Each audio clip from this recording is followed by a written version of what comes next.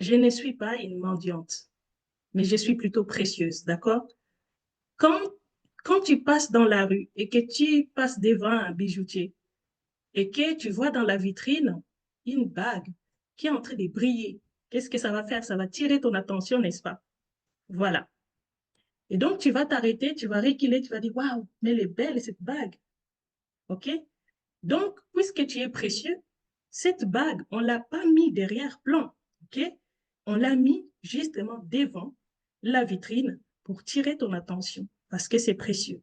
Et c'est ça qui va te faire rentrer à l'intérieur pour aller savoir le prix, pour aller découvrir autre chose. OK? Et donc, c'est comme ça qu'il faut se considérer. Je suis précieuse, donc je ne dois pas rester à l'ombre de quelqu'un d'autre. C'est moi qui dois être devant. Et quand une femme pense que oui, je permets à quelqu'un d'autre d'être devant moi, moi je reste à l'ombre, il y a quelque chose qui ne va pas. Il y a quelque chose qui ne va pas. Inconsciemment, elle ne le sait pas. Inconsciemment, il y a quelque chose qui ne va pas. Elle peut bien se dire que oui, je suis forte, je suis ceci et cela, mais une femme qui permet à son homme d'aller voir ailleurs et qu'elle, elle va rester à l'ombre, il y a quelque chose qui ne va pas. D'accord? Et donc ça, une femme de valeur ne doit jamais permettre cela. OK? Parce que cette femme, elle manque de l'amour de soi, l'amour propre. Ce n'est pas égoïste de l'amour propre. Ça te permet plutôt d'aimer librement sans t'oublier toi-même. OK? Alors, pourquoi l'amour propre? C'est le socle. Parce que tout simplement, cet amour propre, il te définit. Ça définit ce que tu tolères et ce que tu refuses dans ta relation. Oui, ça te permet d'avoir du courage, ça te donne le courage de partir quand tu ne veux plus de cette relation, quand tu n'es pas respecté dans la relation, quand tu trouves que waouh, cette relation est toxique, m'épuise, je n'en peux plus. Là, tu as le courage de dire que ok, stop, je fais de mon mieux, j'ai cherché des solutions, j'ai essayé d'arranger pour qu'on rebondisse dans la relation, mais là, la personne ne comprend pas ou il ne veut plus. Et tout simplement, tu quittes. C'est tout. Okay? Ton amour propre t'aide à ne plus mendier l'amour ou en tout cas chercher des preuves que tu mérites d'être aimé. Oui. Oh non, je vais chercher à savoir si cet homme vraiment m'aime. Non, ma chérie. Quand tu agis comme ça veut dire que ton amour propre, il y a quelque chose qui ne va pas. Il y a quelque chose à améliorer. Parce que c'est comment arrêter de mendier l'amour. Waouh, c'est un titre extraordinaire. Alors, je donne tout, mais je reçois si peu. J'ai peur de partir. J'ai peur qu'il parte si je ne fais pas tout pour lui plaire. Je reste même quand je souffre parce que j'ai besoin de lui. Alors, si tu as l'impression de mendier l'amour, de s'y plier pour exister dans le cœur de ton partenaire, cette formation est pour toi. Alors, reste scotché, reste jusqu'à la fin de ce live. Tu vas apprendre à te libérer de ces spirales et à te reconnecter avec tes propres valeurs et à construire des relations où tu ne donnes plus ton amour au rabais. Alors, let's go, c'est parti. Des choses sérieuses commencent. OK? Yes! Alors, pour ceux qui ne me connaissent pas, je suis Maria Diaz, coach en libération émotionnelle et reconstruction. Et donc, j'aide les femmes brisées par des relations toxiques, infidélité, à dépendance affective, à guérir, à se libérer et se reconstruire pleinement. OK? Super, super. Et on y va taguer un ami qui peut en avoir besoin. Hello les amis, faites un coucou dans les commentaires, hein, comme ça je vous salue. Bienvenue sur ce live. Le sujet du jour, c'est comment arrêter de mendier l'amour. D'accord? Voilà. Alors, dans cette formation gratuite, Nadia, bienvenue. J'espère que tu vas bien. Dans cette formation gratuite, on verra 4 choses importantes. On va comprendre, on va prendre conscience des schémas toxiques. Dans la deuxième partie, on va prendre son pouvoir intérieur. Et dans la troisième partie, on va stopper le cycle de dépendance affective. Et dans la quatrième partie, on va construire une nouvelle manière d'aimer. D'accord? Voilà. Super. Coucou. Yes. Tout va bien, Nadia? Quoi de neuf? Voilà. Alors, pourquoi tu m'en dis l'amour? Waouh.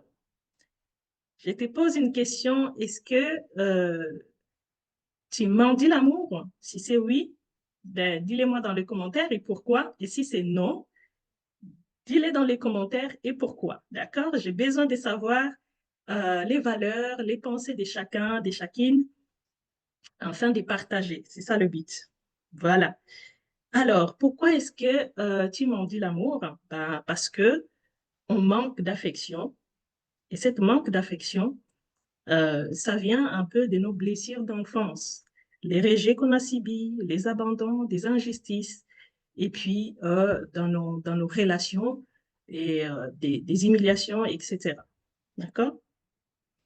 La différence entre l'amour et quémander de l'amour, eh bien, c'est tout simplement l'amour, c'est quand c'est authentique, c'est réciproque. OK? Je donne à mon partenaire me donne sans rien attendre en retour, c'est naturel. D'accord? Et quand on quémande de l'amour, eh bien, on s'y adapte en fait dans la relation. On a peur de déplaire à son partenaire. On a besoin constamment de validation. Et donc, on est là, il n'y a pas cette réciprocité, en fait. Il n'y a pas l'authenticité. OK? J'envoie un SMS à mon mari, à mon partenaire pour savoir comment il va au travail, si tout va bien, mais il n'y a jamais rien en retour. Je vais attendre peut-être des heures pour être répondu, ou peut-être pas du tout. D'accord? Et si on ne vit pas dans la même maison, eh bien, peut-être des jours après, on vient me répondre. Et donc, il n'y a que moi qui dois faire, en fait, le pas vers mon partenaire pour savoir, je suis là à lui suivre partout. Et donc, je déverse tellement d'énergie pour recevoir cette attention de lui, pour recevoir cet amour. Je dois demander à mon partenaire, est-ce que tu m'aimes? Est-ce que tu ne m'aimes pas? Dis-moi un peu, je t'aime. Enfin, voilà, tu vois un peu le truc, c'est ça. On est en train de quémander l'attention. OK? Voilà.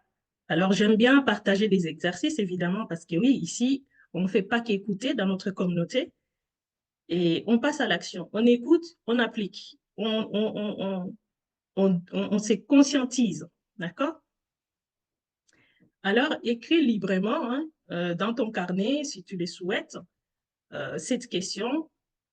Quand ai-je commencé à courir après l'amour? Quand est-ce que tu as commencé à courir après l'amour? Et là, tu te questionnes, en fait. Tu te poses cette question, c'est pour avoir conscience, est-ce que, oui, tu quémandes l'amour? Et quand tu as commencé, et il y aura d'autres réponses, d'autres choses que tu pensais même pas que tu vas t'en souvenir, ça va t'aider à te souvenir. OK?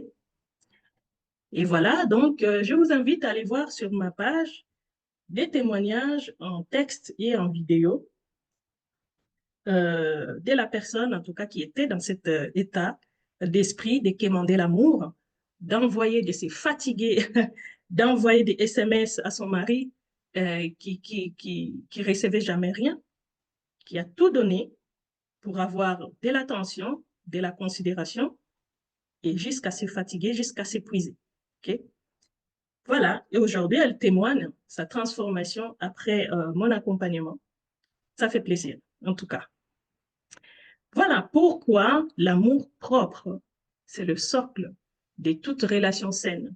C'est important, c'est ça qu'on va voir. Waouh! En fait, dis-toi que non, ben, je ne suis pas une mendiante, mais je suis plutôt précieuse, d'accord? Quand, quand tu passes dans la rue et que tu passes devant un bijoutier et que tu vois dans la vitrine une bague qui est en train de briller, qu'est-ce que ça va faire? Ça va tirer ton attention, n'est-ce pas? Voilà. Et donc, tu vas t'arrêter, tu vas reculer, tu vas dire, waouh, mais elle est belle cette bague. OK? Donc, puisque tu es précieux, cette bague, on ne l'a pas mis derrière plan. OK? On l'a mis justement devant la vitrine pour tirer ton attention parce que c'est précieux. Et c'est ça qui va te faire rentrer à l'intérieur pour aller savoir le prix, pour aller découvrir autre chose. OK? Et donc, c'est comme ça qu'il faut se considérer. Je suis précieuse, donc je ne dois pas rester à l'ombre de quelqu'un d'autre. C'est moi qui dois être devant. Et quand une femme pense que oui, je permets à quelqu'un d'autre d'être devant moi, moi je reste à l'ombre, il y a quelque chose qui ne va pas. Il y a quelque chose qui ne va pas. Inconsciemment, elle ne le sait pas. Inconsciemment, il y a quelque chose qui ne va pas. Elle peut bien se dire que oui, je suis forte, je suis ceci et cela, mais une femme qui permet à son homme d'aller voir ailleurs et qu'elle, elle va rester à l'ombre, il y a quelque chose qui ne va pas. D'accord? Et donc ça, une femme de valeur ne doit jamais permettre cela. OK? Parce que cette femme, elle manque de l'amour de soi, l'amour propre. Ce n'est pas égoïste de l'amour propre. Ça te permet plutôt d'aimer librement sans t'oublier toi-même. OK? Alors, pourquoi l'amour propre? C'est le socle. Parce que tout simplement, cet amour propre, il te définit. Ça définit ce que tu tolères et ce que tu refuses dans ta relation. Oui, ça te permet d'avoir du courage, ça te donne le courage de partir quand tu ne veux plus de cette relation, quand tu n'es pas respecté dans la relation, quand tu trouves que waouh, cette relation est toxique, m'épuise, je n'en peux plus. Là, tu as le courage de dire que ok, stop, je fais de mon mieux, j'ai cherché des solutions, j'ai essayé d'arranger pour qu'on rebondisse dans la relation, mais là, la personne ne comprend pas ou il ne veut plus. Et tout simplement, tu quittes. C'est tout. Okay? Ton amour propre t'aide à ne plus mendier l'amour ou en tout cas chercher des preuves que tu mérites d'être aimé. Oui.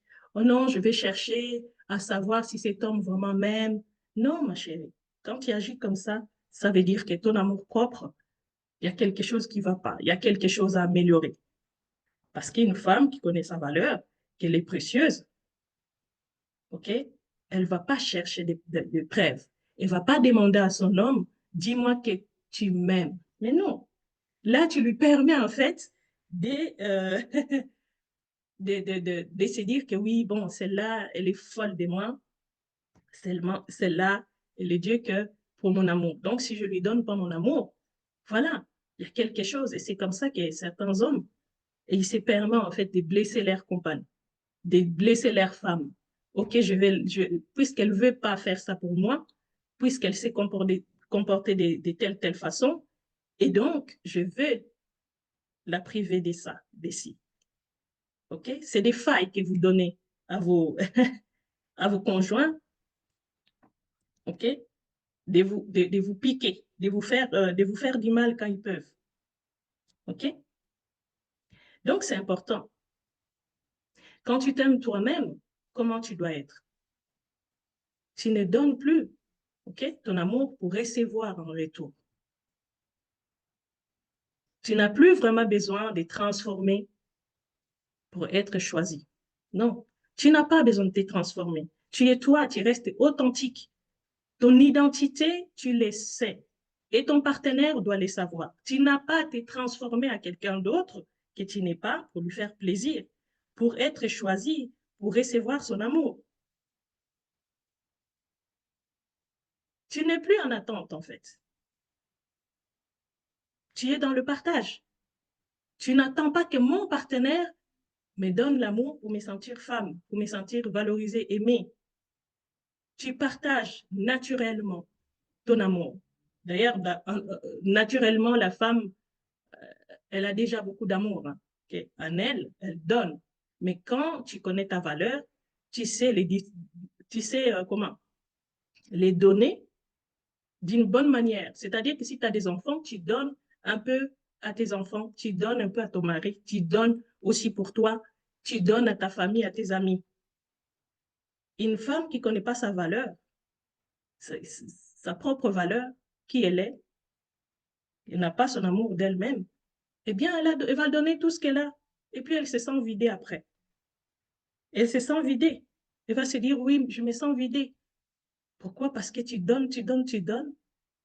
Et je ne sais pas si vous m'entendez, les amis. Vous m'entendez? Parce que là, je suis en train de parler, personne n'a réagi.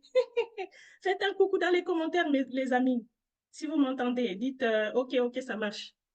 Comme ça, je suis rassurée. Hein, parce que si je parle et que personne n'entend, c'est pas top. Hein,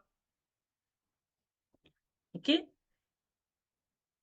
Hello Nadia, tu es toujours là? Faites un coucou si tu m'entends. Hein.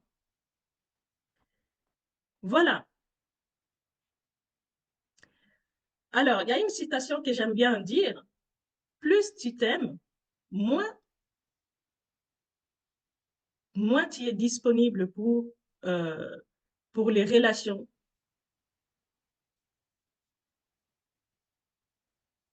Ah oui, parfaitement, super, merci. Voilà, donc je disais qu'il y a une citation que j'aime bien. Plus tu t'aimes, moins tu es disponible pour les relations qui ne te nourrissent pas. D'accord? Voilà. Parce que quand tu t'aimes, eh bien, tu ne seras pas disponible, tu seras focalisé sur tes objectifs, tu seras focalisé sur ce que tu aimes bien faire, tes besoins, tu seras moins, tu vas donner moins d'importance ou d'attention, en tout cas, sur des choses qui n'est pas dans tes valeurs, qui ne t'apportent pas grand-chose. Voilà, c'est ça. Donc, tu vas pas perdre ton temps. En quelque sorte, c'est ça. Voilà. Alors, le danger de l'attente d'amour extérieur est que euh, lorsque tu fais reposer ton bien-être émotionnel sur l'amour de ton partenaire ou de quelqu'un, eh ben, tu perds ton pouvoir intérieur, tout simplement. Tu deviens dépendante. OK? Tu deviens dépendante. Conséquence, eh ben, tu vis dans la peur constante d'être abandonné par ton partenaire ou ta partenaire, d'être rejeté.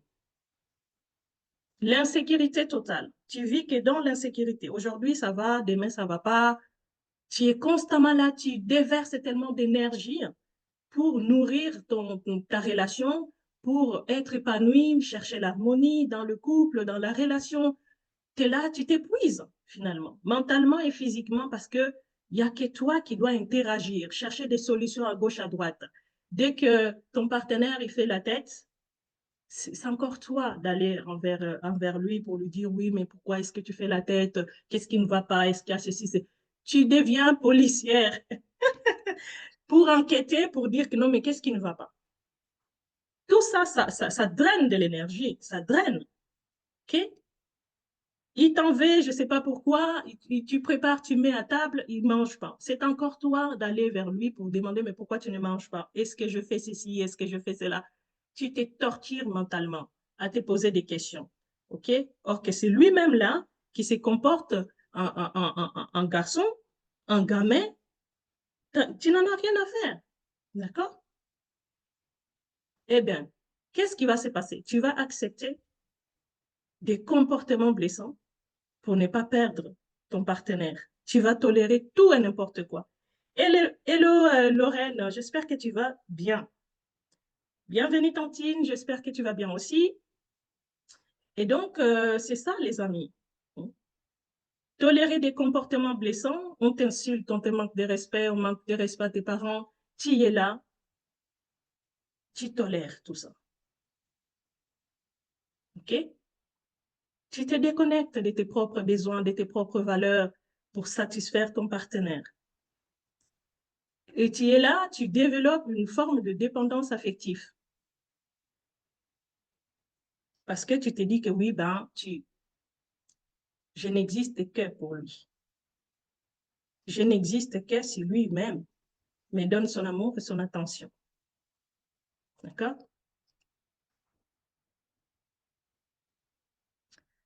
Eh bien, attendre l'attention extérieure, eh bien, ça crée en tout cas le déséquilibre permanent, l'insécurité permanente. OK? Et donc, vaut mieux d'investir en toi-même que de continuer à attendre l'amour de ton partenaire, l'attention de ton partenaire.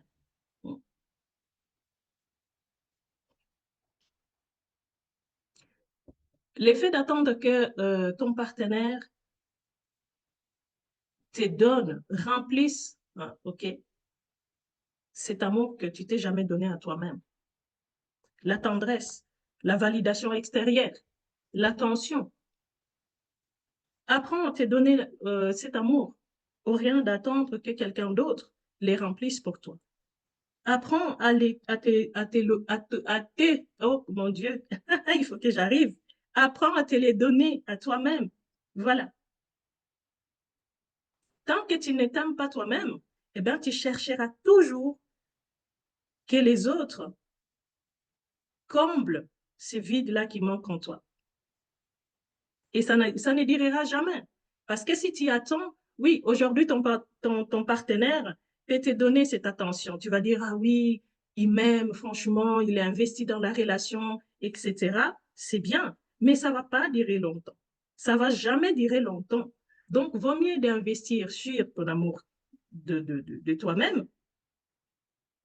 Au moins, ça reste en toi. C'est constamment, c'est durable. Tu l'as en toi. Dès que ton partenaire n'est pas là, tu te sens bien. S'il ne te donne pas cet amour, ben oui, tu l'as en toi, c'est pas grave. S'il ne te donne pas l'attention, tu sais déjà t'occuper toi-même. Te focaliser sur tes activités, te focaliser sur ce que tu aimes faire. OK? Je dis pas que il faut pas vouloir cet amour de ton partenaire, c'est bien, c'est complémentaire. Mais ça doit pas t'amener à être dans cet état de dépendance affective parce que ça rend malheureux. Ça rend malheureuse dans le mariage. Et c'est pour ça que je dis, chaque femme doit être dépendante émotionnellement. Avant de rentrer dans ton mariage, tu dois avoir ton amour propre. Ça, c'est sûr. Si tu prétends, si tu rentres dans le mariage avec cette idée que je cherche un homme pour m'épouser, pour me rendre heureuse, tu as déjà échoué en avance. Tu ne seras pas heureuse parce que tu vas t'appuyer sur ton partenaire. Et dès que maintenant il ne te donne pas cet amour, tu fais quoi? Mais tu es malheureuse. Hein? Tu vas pleurer. Hein? Tu vas lui demander, dis-moi, je t'aime. Il ne veut pas, tu fais quoi? Tu auras mal au cœur. Tu auras l'estomac et tout ce qui s'ensuit. Tension. Oui. Voilà. Alors, comment est-ce qu'il faut poser ces limites sans culpabilité? Alors, poser ces limites, c'est dire, je me respecte assez pour ne pas accepter ce qui me blesse. C'est sûr. Si tu acceptes ce qui te blesse, si tu acceptes ce qui te blesse, alors c'est que tu ne mets pas de limites. Oui, absolument. Mais souvent, on n'ose pas euh, les faire par peur, tout simplement, d'être vu comme un méchant égoïste ou alors des pères de ton partenaire. Parce que oui, il y a des partenaires qui vont te dire, Dès que tu réponds, tu dis ce que tu penses, il va dire que quoi, tu n'es pas soumise, tu es impoli, or que tu ne lui as pas manqué de respect. Tu lui as juste dit ce que tu penses, que tu n'étais pas d'accord pour tel point. C'est normal de ne pas être d'accord à tel point. On vient tous de deux familles différentes. On a eu des éducations différentes. C'est normal. Donc, accepter le point de vue de l'autre, c'est bien. Okay? Et ça ne doit pas être un frein. Tu ne dois pas avoir peur de dire ce que tu penses, avec respect, bien sûr, parce que c'est ton partenaire. Et c'est ta partenaire. C'est valable pour les hommes, parce qu'il y a aussi des hommes qui me suivent ici en cachette, les amis, qui me suivent aussi ici, les amis. Donc, il y a même beaucoup des hommes, beaucoup de pourcentages des hommes. D'accord? Donc, voilà, la thématique les parle là et aussi. Et pourtant, faire des limites, mettre des limites, ce sont des actes d'amour envers toi-même. OK? Comme ça, tu te dis que, OK, j'ai mis cette limite-ci, eh bien, c'est pour me protéger, c'est pour me sécuriser, pour ne pas permettre n'importe qui venir me dire, me blesser, des mots qui vont me blesser, qui vont me faire du mal. C'est tout simplement ça. Alors, voici les clés importantes pour poser des limites avec bienveillance. Remplacer le je dois me justifier par je m'ai choisi. Okay? Utilise des phrases claires sans agressivité. Par exemple, je ne suis pas à l'aise avec telle chose. Donc, c'est à toi de compléter au moment même. J'ai besoin de temps pour moi aussi, parce que c'est important. Je comprends ton point de vue, mais j'ai choisi autre chose pour moi, etc., etc. Alors, imaginez que tu es la gardienne de ton énergie et de ton cœur. Imagine-toi. Ce n'est pas ton devoir, en tout cas, de satisfaire, de te sacrifier plutôt, mais de te préserver. C'est bien de préserver ton équilibre émotionnel, mental, parce qu'aujourd'hui, oui, c'est répandu. Beaucoup de personnes dans le couple, ils ont des problèmes tout simplement émotionnels et mentaux.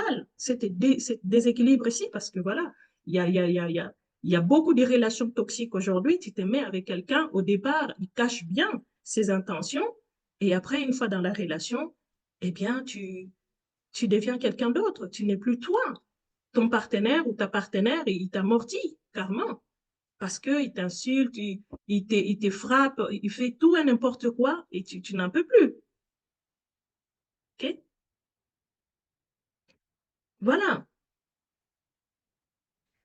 Et affirmation à répéter, en tout cas pour toi, il faut se dire que dire non aux autres, c'est dire oui à toi-même, en fait. Parce que quand tu dis non, ça, je ne veux pas ça, ou ça, je ne veux pas le faire, c'est tu es en train de te mettre à l'abri. Tu te sécurises, tu te protèges. Parce qu'il n'y a personne d'autre qui le fera à ta place. Si toi, tu ne le fais pas, personne ne le fera. Personne dira, stop, je ne veux pas que tu fasses ça pour elle. C'est à toi de le dire. C'est à toi de mettre ces limites-là pour que les autres te respectent. Et si tu ne les fais pas, eh bien, personne ne les fera pour toi. Donc, c'est très important de mettre des limites, de dire non à des choses que tu ne veux pas faire, tout simplement. Et les gens, c'est comme ça qu'ils vont te respecter. Ils vont peut-être te traiter, ils vont dire que oui, bon, celle-là, elle a une façon qui est à elle. C'est pas grave. De toute façon, que tu fasses du bien, il y aura toujours quelqu'un qui va toujours te critiquer. Que tu fasses quelque chose de mal, il y aura toujours quelqu'un qui va critiquer ou qui va trouver ça bien, pourtant c'est mal. Donc, en quelque sorte, il faut apprendre aussi à s'en foutre des opinions des autres dans le but de se préserver, de se protéger. C'est comme ça. Voilà. Alors, j'aime bien toujours partager des exercices avec toi. Prends ton carnet, note en tout cas 10 raisons pour lesquelles je suis une femme précieuse. Note ces 10 raisons-là, où tu te dis que voilà, j'énumère ces 10 raisons pour lesquelles je suis une femme précieuse. Tu les notes. OK? Tu les notes et tu vas te les répéter. Tu vas les lire, en tout cas très souvent, pour te convaincre à toi-même que tu es une femme de valeur. Tu es précieuse. Voilà. Et dès que ton subconscient l'intègre, et les autres ils vont l'intégrer. C'est comme ça. OK? Visualisation guidée, moi je vais bien te guider à visualiser, à te dire que non, je deviens mon propre centre. Oui, tu y es ton propre centre d'intérêt. Voilà, avant que les autres s'intéressent à toi, intéresse-toi d'abord à toi-même. Intéresse-toi d'abord à toi-même. Comment tu te vois toi? Comment tu te qualifies? Okay? Ton estime de toi, comment tu te vois? Si tu te vois comme une femme précieuse, eh bien les autres les verront.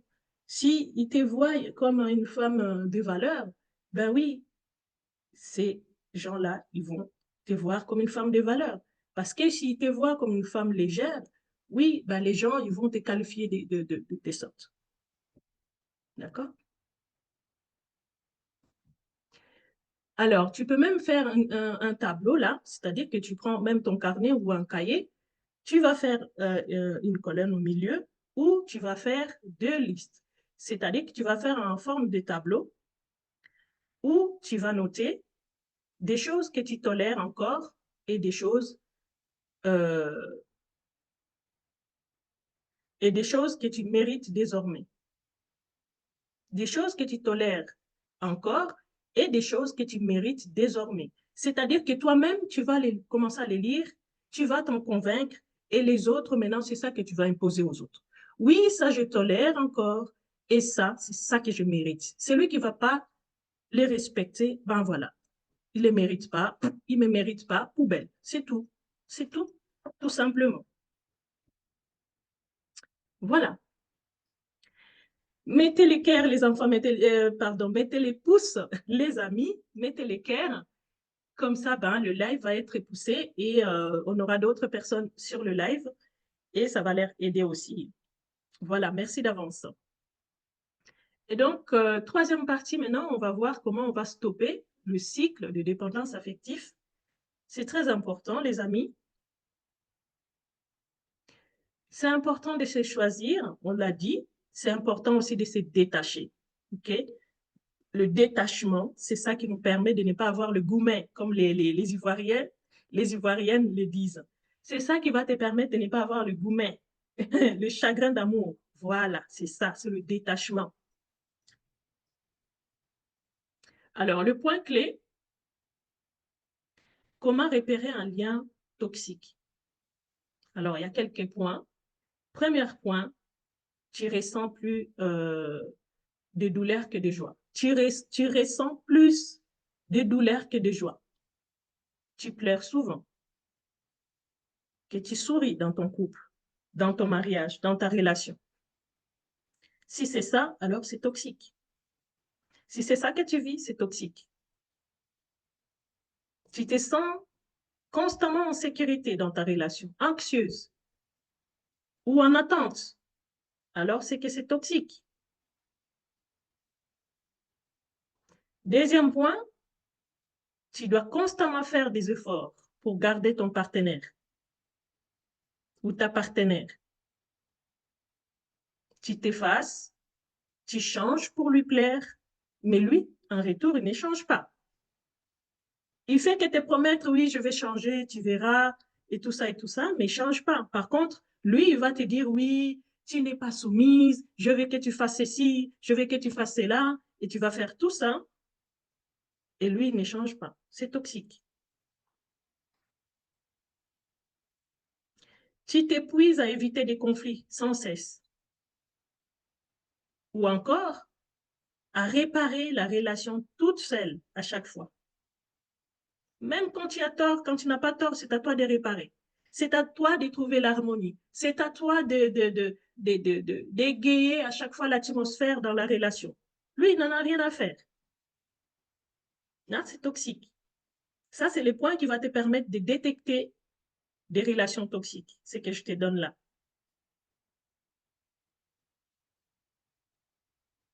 D'accord? Voilà.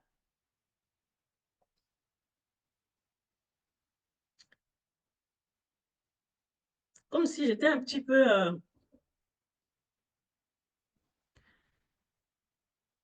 comment dire ça? Il faut absolument, bon, j'aime pas trop le mot il faut parce que c'est obligatoire, mais voilà, je vois pas comment l'appliquer autrement. Il faut absolument euh, se libérer de la peur d'être seul. Parce que ça, c'est un piège. Il y a même des hommes qui les rappellent à leurs femmes que oui, voilà, je vais te quitter, tu verras que tu vas rester seule. Mais ça, c'est de la manipulation, en fait. C'est pour te maintenir là. Il te fait croire subtilement que sans lui, tu n'es rien, en fait. Il veut te faire miroiter que non, ben, c'est lui, tu ne trouveras jamais mieux ailleurs que lui. C'est ça qui veut te faire comprendre. Mais c'est pas vrai. Il y aura toujours quelqu'un dehors qui te dépasse en intelligence, en capacité, en tout ce que tu veux. Mais c'est pas la course. Chacun a ses capacités. Tu trouveras mieux dehors, ailleurs, si tu le veux. Absolument, absolument. C'est libérer de la peur d'être seul. C'est détacher émotionnellement. C'est important, c'est détacher. De ne pas à chaque fois être là, à prendre les choses à cœur. C'est ça qui fait souffrir. C'est quand tu ne pardonnes pas. Tu pardonnes pas, tu te détaches pas sur la discussion qui a été dite il y a quelques jours, il y a quelques semaines, il y a quelques mois, depuis que tu es resté en colère là. Tu es resté en colère là. Tu fais que penser en boucle à cette chose-là, à cette discussion-là. Tu ne veux pas oublier ce partenaire qui t'a quitté. Tu continues à le supplier pour qu'il revienne dans ta vie. Il faut te détacher, ma chérie. Il y a mieux ailleurs. Prends-toi en main. Dis-toi que non, ok, cette relation, c'est fini. Cet homme, il est parti, il ne veut plus, c'est bien. J'ai peut-être le chagrin d'amour pour le moment, mais maintenant, c'est fini. Je décide de ne plus pleurer. Je prends ma vie en main. Ok? Je vais apprendre le développement personnel. Je m'occupe, je me privilège, je me priorise, pardon. Et puis, tu t'élèves et tu fais ce que tu as à faire. Tu oublies cet homme-là. Force-toi à l'oublier. Tu te détaches de lui. Il ne faut pas sauter, hein, aller directement dans une autre relation, hein, parce que ça n'arrangera pas les choses, ma chérie. Quand on a un chagrin d'amour, on ne va pas chercher un autre partenaire. On cherche d'abord à guérir. On cherche d'abord à guérir intérieurement parce que nos émotions sont blessées. On est encore un petit peu perturbé parce que on se questionne plein de choses. C'est normal. Cherche à te guérir d'abord. Et ça, il y en a plein maintenant. Il y a des coachs qui peuvent t'accompagner à, à guérir émotionnellement tes blessures et autres, pour te prendre en main. Et ensuite, seulement quand tu seras bien blindé, hein, avec ton développement personnel, là, tu peux trouver quelqu'un d'autre. Voilà.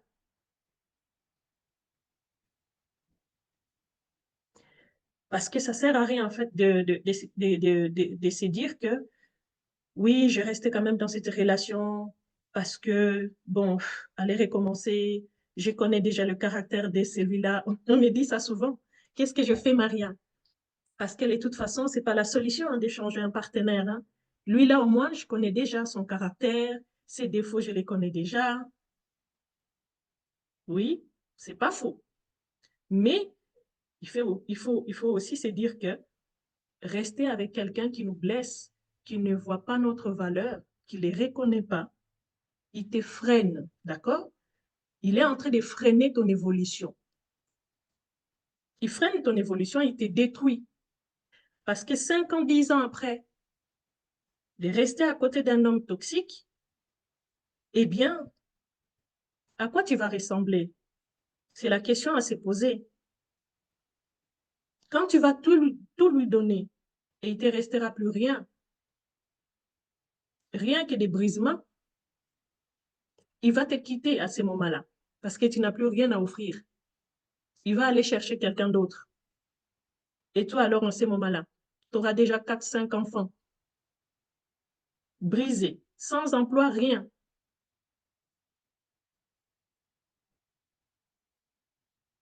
Ça ne changera rien non plus. C'est ça. Rester dans une relation qui ne te plaît pas, ce n'est pas une bonne chose.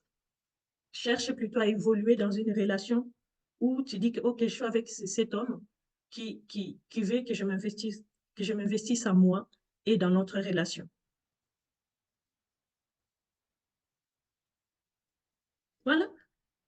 Un homme qui t'interdit de ne pas travailler, de ne pas faire ceci, de ne pas aider ta famille, de ne pas voir tes amis, ni ta famille, où est l'avenir dans tout ça? Il t'éloigne des gens, il t'isole tout simplement parce qu'il veut bien te détruire, il veut bien te briser. Après avoir fait tout ça, il va s'en aller. Il va te laisser là, sans ressources, sans rien. Et à ce moment-là, peut-être que pour démarrer autre chose, ça sera plus compliqué que maintenant. OK? Ne reste pas indécis. Décide. La prise de décision, c'est très important. OK? Pour te détacher de ce cycle de dépendance affective. C'est important. Dans ce cas, un petit exercice, tu peux faire une lettre de rupture symbolique avec ton ancien schéma relationnel toxique. Tu écris tout simplement tout ce qui te passe par l'esprit. Tu écris ça. Tu ne les donneras pas à quelqu'un, bien sûr, parce que c'est ton intimité. Voilà, mais une fois, tu peux les garder ou tu peux les brûler. Tu t'en sépares. Voilà.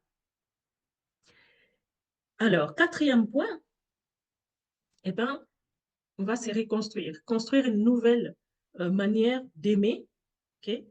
Voir les choses autrement. Comment reconstruire alors une relation équilibrée? Dès le début de ta relation, eh bien, tout simplement, ben, une relation équilibrée ne te met ni en tension constante, ni dans une dépendance affective. Dès le départ, dès que tu rentres dans une relation, tu sais déjà reconnaître que non, ben voilà, ici, je ne me prends pas la tête pour tout et pour rien, l'incompréhension tout le temps, non. Cette relation saine t'apaise, te permet d'être toi-même. C'est-à-dire que cet homme même te permet d'entreprendre, d'aller travailler. Un homme qui te dit, il te trouve, tu as ton travail, mais cet homme te dit, arrête ton travail, reste à la maison, occupe-toi de la maison. Moi, je veux aller chercher l'argent et mettre de quoi manger à table. C'est pas un bon. C'est pas un bon, ma chérie.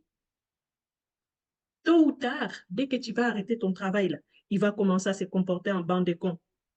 Il va commencer à se comporter un homme sans valeur. Il va déjà commencer à te maltraiter. Ça va déjà se sentir, ça sent pas bon. Un homme qui te sépare avec tes amis, ta famille, il vient à peine de rentrer dans ta vie, il t'interdit, ah, cette copine-là, je ne vais plus les voir parce que ceci et cela, ah, la membre de ta famille ou ta mère, je ne vais pas les voir ici, chez nous à la maison. Mais ce n'est pas déjà une bonne relation. Il doit avoir un équilibre. Okay? Dès qu'il n'y a pas ça, ce n'est pas ça. Ce n'est pas saine la relation. Cette relation saine doit t'apaiser. Ça doit te permettre d'être toi-même. Okay? Te pousser à t'élever à un autre level, à grandir dans ton développement personnel, dans ton métier, professionnellement, personnellement, dans tout. Pas à te rabaisser. Un homme qui commence à venir te rabaisse, il t'insulte et tout le reste là. C'est pas ça. C'est pas bon.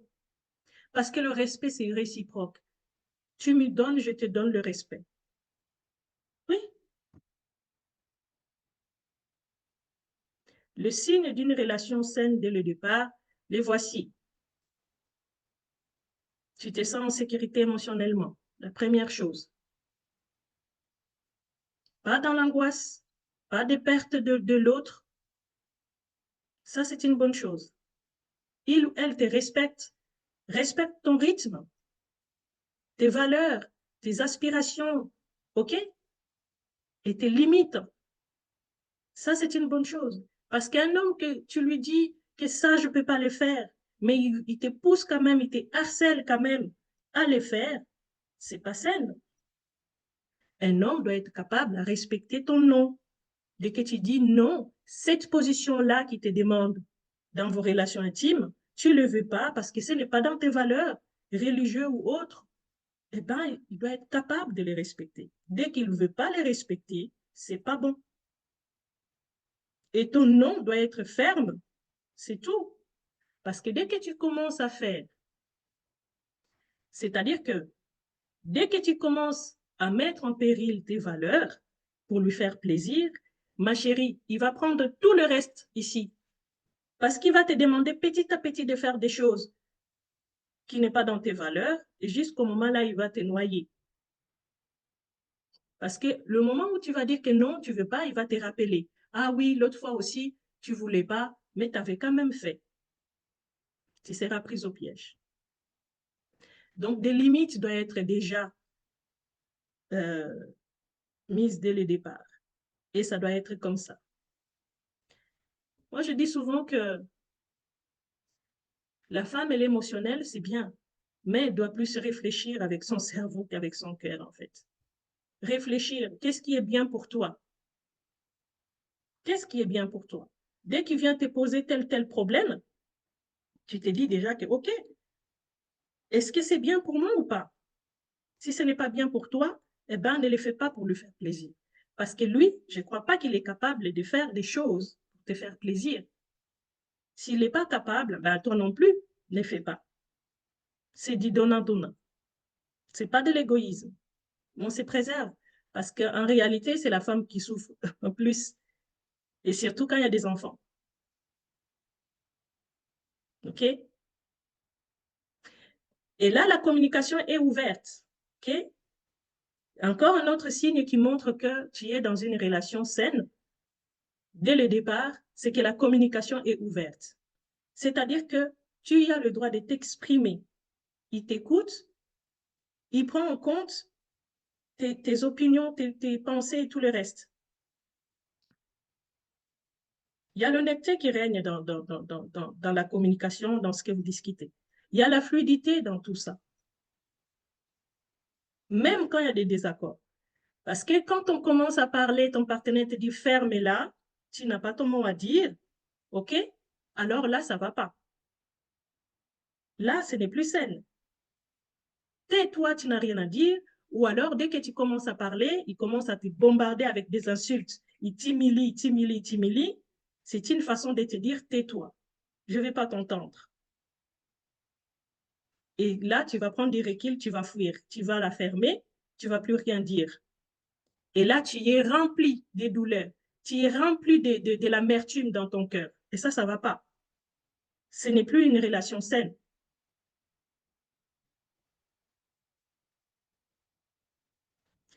Dans une relation saine, il n'y a pas de jeu de pouvoir. Il n'y en a pas.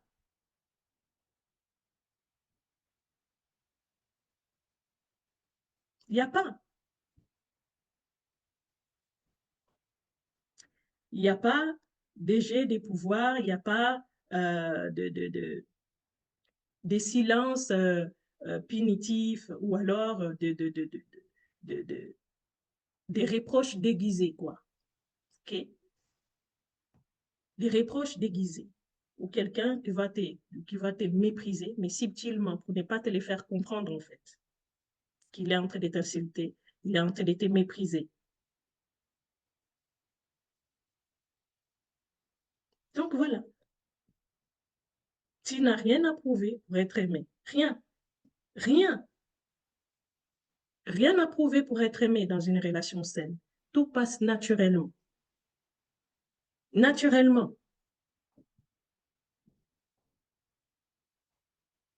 Alors, j'ai une petite phrase, je vais te faire part, à retenir en tout cas.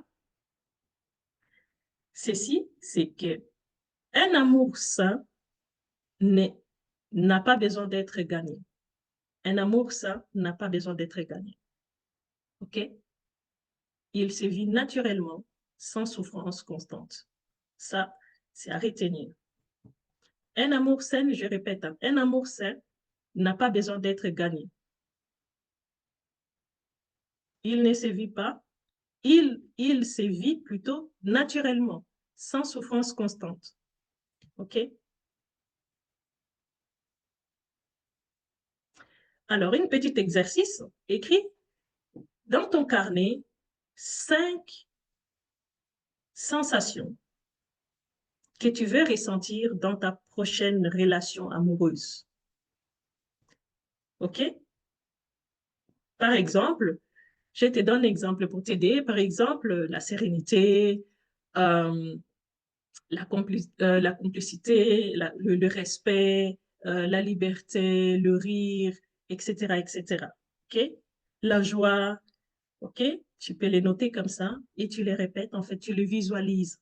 D'accord? Tu peux être comme ça, assise, tranquille, et tu répètes le respect dans ma relation, la joie dans ma relation, le rire dans ma relation. Donc, je dois me sentir amicale avec mon partenaire. On rit de tout et de rien. Le respect, c'est réciproque. On ne s'insulte pas. Des choses comme ça, quoi. Donc, voilà. Dès que la conversation commence un petit peu à tourner en vinaigre, chacun connaît ses limites. Personne ne doit déborder dans ses paroles pour blesser l'autre, par exemple. Des choses comme ça. Ouais. Voilà, des choses comme ça. Voilà. Alors, ici, l'amour vrai ne se commande pas. Il se partage, tout simplement.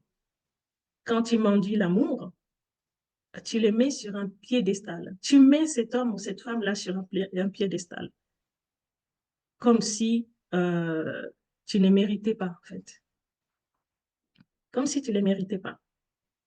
Mais l'amour vrai commence quand euh, des personnes s'aiment elles-mêmes assez pour ne pas chercher à se combler l'une après l'autre.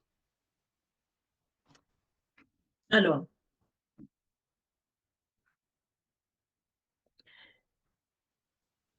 clé à faire passer, en tout cas, c'est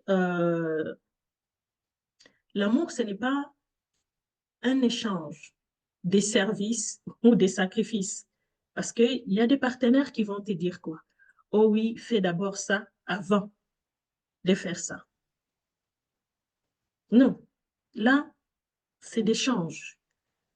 C'est comme si je te rendais un service que j'attends aussi en retour que tu me rendes ce service-là. Pas de sacrifice, pas de service.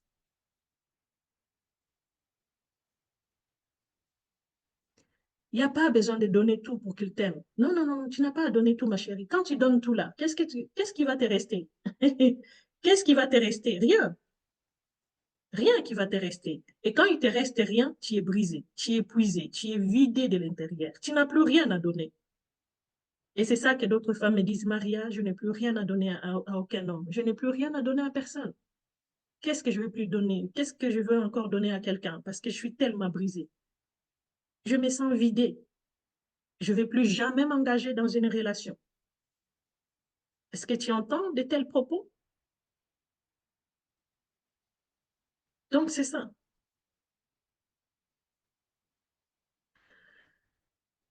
Tu dois être bien avec toi-même. Tu dois être bien avec toi-même. Tu dois bien te sentir. Tu dois te sentir complet. OK?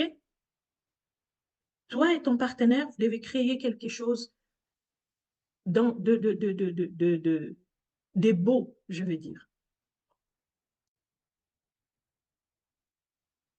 L'amour, c'est pas comme une dette, en fait. Je t'ai prêté quelque chose et que, ben, d'office, il faut me le rendre. Non, non, non, c'est pas ça. L'amour, ce n'est pas une dette.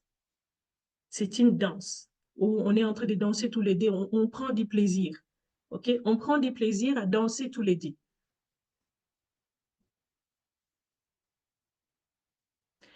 Alors, on va faire un petit exercice de rééducation émotionnelle. C'est que écrire ta propre définition de l'amour, c'est quoi? Ah, si tu partais de ce que tu veux vraiment, hein, c'est quoi la définition pour toi de l'amour? Et non de ce que tu veux éviter, en fait. Si tu partais de ce que tu veux vraiment et non de ce que tu veux éviter, ça serait quoi ta définition de l'amour? Au moins, tu auras cette phrase-là de ta propre définition d'amour. Tu peux l'accrocher quelque part ou les coller quelque part. Tu peux visualiser cela. Et en visualisant ça, ton esprit va capter ça. Et c'est comme ça qu'on attire des bonnes personnes à nous. Voilà. Donc, tu vas te convaincre que non, moi, la définition, ma définition d'amour, eh bien, c'est que euh, l'amour, ça ne se commande pas. L'amour, ce n'est pas une dette, mais c'est plutôt l'ensemble de créer quelque chose de beau. C'est une danse, en fait, qu'on danse nous tous les deux, chacun main un peu, et puis on forme quelque chose d'extraordinaire et on avance ensemble. On s'entraide. Alors, comment est-ce qu'il faut devenir magnétique? Ah, cette question, on me pose ça souvent, on me dit, mais Maria, comment je peux faire pour attirer la bonne personne? Voici la réponse. Attirer, devenir magnétique, c'est attirer l'amour qui est aligné avec ta nouvelle vibration. Est-ce que tu es en train de vibrer l'amour sain ou tu es en train de vibrer l'amour malsain? Hmm? C'est la question à se poser. Tu attires ce que tu es en fait. Parce que là, si tu es en train de vibrer la toxicité, eh bien, il faut le savoir que tu ne vas pas attirer la bonne personne.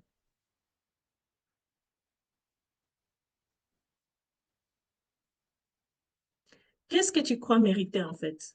Si tu penses que tu ne mérites pas l'amour, eh bien, tu vas attirer la personne qui ne va pas te donner cet amour-là que tu mérites. OK?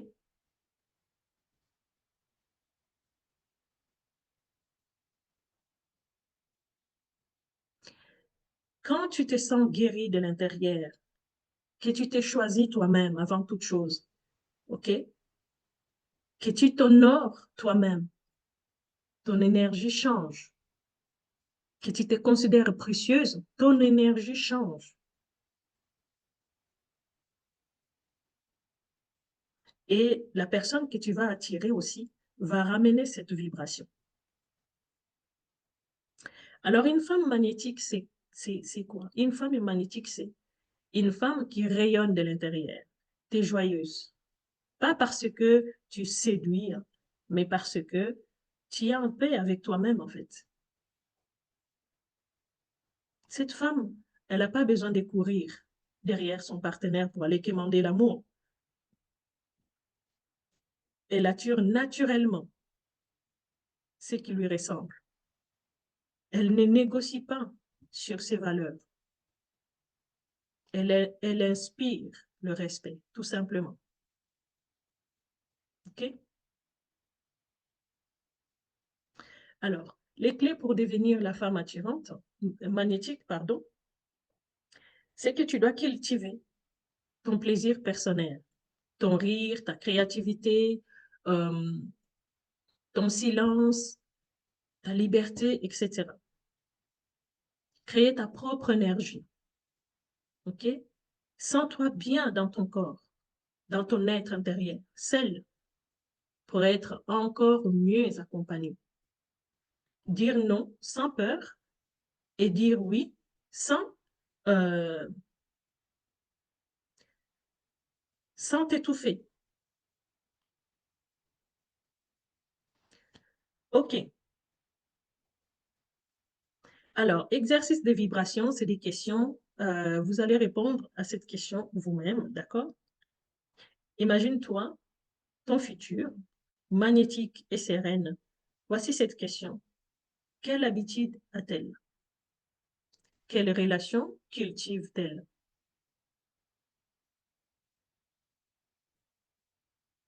Comment parle-t-elle d'amour? Voilà, tu te questionnes, tu réponds à ces questions-là. D'accord? Voilà.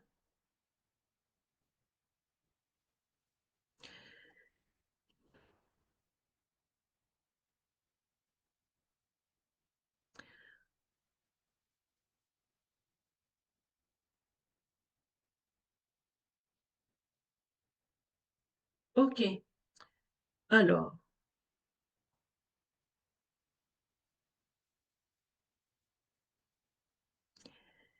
je t'invite en tout cas de faire ce petit exercice avec moi des visualisations guidées où tu te dis, tu actives, ok? J'active mon énergie d'amour, de respect et de liberté.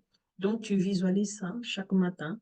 Comme ça, bah, tu actives en tout cas cet magnétisme d'attirer des bonnes personnes pour les personnes qui veulent attirer des bonnes personnes, ok? Des nouvelles relations.